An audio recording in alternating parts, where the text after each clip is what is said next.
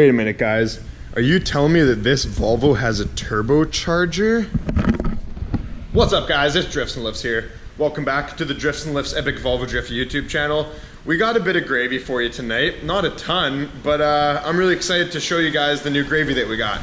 So I got my man Turbo Scott over here, and he is now a owner of a Volvo Turbo Driftmobile. Well, could potentially be a Driftmobile and is going to be. So yeah, this video today, guys, I just wanted to show you two new cars that we got. So Scott got himself a really cool Volvo, and I also picked myself up another Volvo. So let's do a little walk around of them. I'm going to show them to you guys, and just kind of, yeah, they're really pretty clean, good deals I feel like we picked up here. So we'll start off with Scott's car. This is the cooler one. So you guys, if you've been watching the channel for a while, you all know Scott, Turbo Scott, and he's had a couple Volvos in the back. He had the Silver Bullet. He had Miss Puff, that red turbo manual that he had for a while. So those are long gone now, and he was getting a little bit bored with his life, so he wanted some turbocharged Volvo action in it. So yeah, Scott picked this thing up the other day. It was a couple nights ago. We went out and got it from a really nice guy named Greg and his wife Terry. So Terry and Greg, if you guys are watching this right now, we appreciate the Volvo. It's been great to Scott so far, and yeah, we're hoping to you know, make this thing a lot of fun. So this is a 1993 940 turbo wagon. It's, from what we know, it is a squirter motor because they did start in 93. Overall, it's a pretty clean car. It has about 260,000 kilometers on it. Being a 93, it's got a couple things that like 740s don't have. The 940 wagons are a little bit different than the 740s. It's got these cool wheels on it. As far as stock Volvo wheels, I really like how these look. They're pretty nifty. There's not really a whole lot to say about either of these cars. They're both stock red block, you know, Volvo 940s, so it's not huge craziness, but I figured this video would be kind of cool to just show you guys what's going to be up on the channel for a little while. And now that Scott has a car again, we're going to be drifting together and stuff like that. So but yeah, this car, it is cool. It's got a 13C turbo. You know, the typical B230 FT. The cool thing about the 940s is they all had these E fans instead of the clutch fan. The intercooler is also a little bit bigger, as well as the radiator itself is also a bit bigger. So we actually put a boost controller and cut off the exhaust last night. So those are the two things that we always do first on a turbo red block: boost controller and cut the exhaust off. So it is pretty loud. We'll start it up in a little bit. You guys have all heard of red block straight piped. It's nothing too crazy, or is it? I don't know. It's kind of crazy. But yeah, so I don't know, Scott, what do you think of your new ride? I'm stoked on it, man. I couldn't really ask for much more. I guess you've driven it 2 days already? Yeah, and it's like, as far as Volvos go, I mean, it's like the smoothest driving Volvo I've owned, that's for sure. Yeah, so I guess he actually got a lot of maintenance receipts. Like, how big was the stack, like with your hands, if you could show him? Is there? We'll show him the stack then, yeah. It's a good one. Yeah, so Greg actually and Terry owned this car for 23 years, what they said. So, you know, that's a lot of time, and they did keep it up with maintenance, and they're pretty nice owners to it, which is cool, because Volvos at this age, you know, it can be hit or miss. Some of them were poorly maintained, and you know, no one did any maintenance to them, and some of them were enthusiast owned. But these days I feel like it's getting more and more common that people are just driving them into the ground with no maintenance. But yeah, here's the stack of receipts right there. So pretty nice thick stack of papes dating back all the way to like the mid 90s. So yeah, this car's got a G80 locker, being a 940. So we're gonna be doing the locker mod.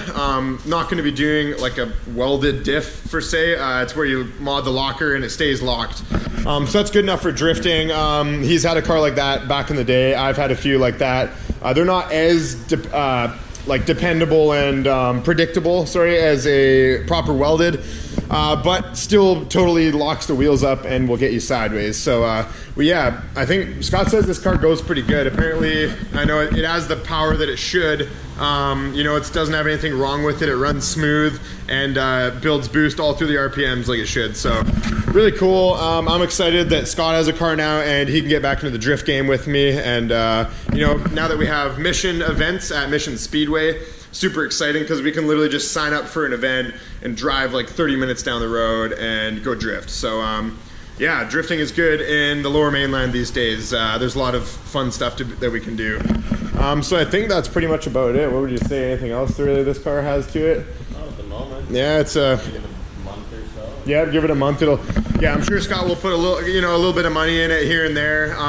Kind of the end goal is going to be, well, there's never really an end goal as far as project cars go, but like when you're happy with it, it'll be lowered on wheels. It'll have like a cool steering wheel and a cool racing seat, and probably some interior stripped out, a little bit of weight reduction. Like we actually raced both of our cars because we drove this car to go get this car, and we raced it at this one light, and this one I was like dead even with this car. And it was just funny because this thing was so weighed down. It had a ton of like spare winter tires, and it's just a lot more weight being a wagon.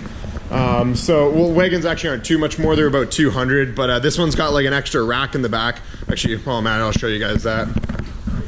It is cool. I've actually never seen one of these. I think it's for like a dog, or like when kids are being bad, you just like hide them back there and throw things at them.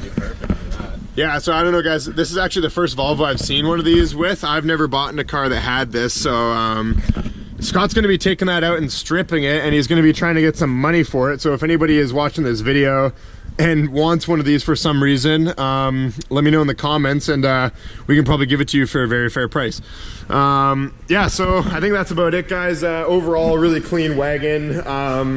Really good base platform to start kind of a Volvo build off of. All right, so that brings us to this car now. This is my 940. So my roommate Zach actually just left back to New York. So we picked this up when he first moved in. He needed a reliable car, and I was like, well, let's get you a Volvo. I think he bought it for 570 bucks, something really cheap. And I think one thing went wrong with it. The strut started to blow out. Yeah, it's a little clunky in the strut. But other than that, this car is actually super mint. It has 199,000 kilometers on it. It is a Regina car. It's a 95, I'm pretty sure. So it's got like this front end on it. It doesn't have the older 940 style front end. It's got the 740 front. It is Regina, so it's got the air temp sensor and this coil. And really weird, actually, this 940 has a block mount distributor, which oftentimes you don't see. I think that they only randomly had these on some 95 models. But this car is super clean. The car's name is John, by the way, and this car's name is Greg. Me and Zach picked this up off of John, so you can't change the name once you name it. So yeah, John's a pretty good car though. I've been driving it around the last couple days. It's got this cloth interior. It's got airbags. I always forget that 940s have airbags. I got to disable those before I'm drifting and I pile it into a snowbank or something, and then my airbags go off. That would be more unsafe than it would be safe, I think.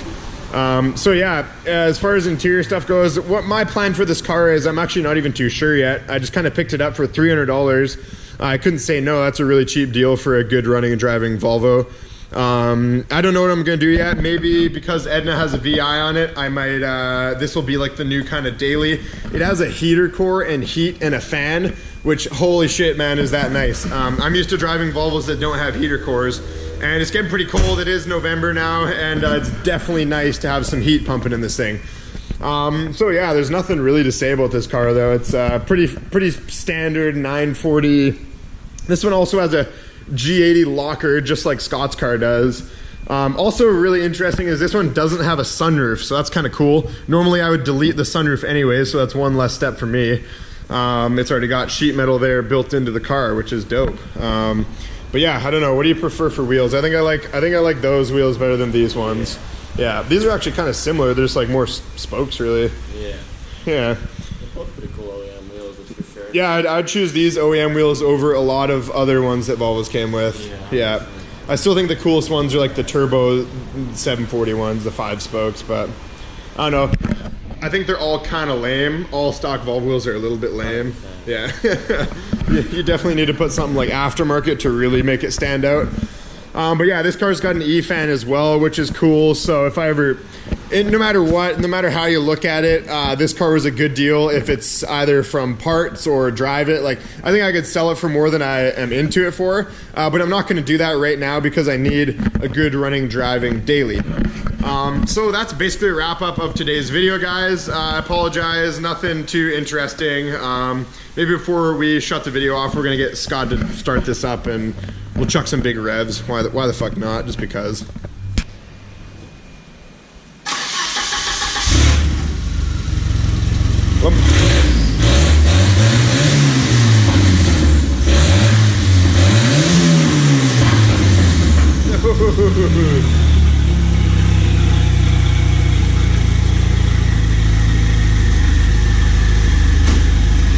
Sick. All right, so there you go, guys. Yeah, both some good running, good deal Volvos that we got our hands on. So yeah, definitely subscribe to the channel if you haven't yet, and make sure to check out the Drifts and Lifts store, because we got Volvo Drift Pilsner, we got all of our Volvo Drift beer flavors, we got Volvo Drift gravy, we got a bunch of different stuff, so go check it out. The link to the store is in the description of this video. But yeah, that's pretty much a wrap up of today's video, guys. So like and subscribe for cold hard Volvo nipples. Peace out.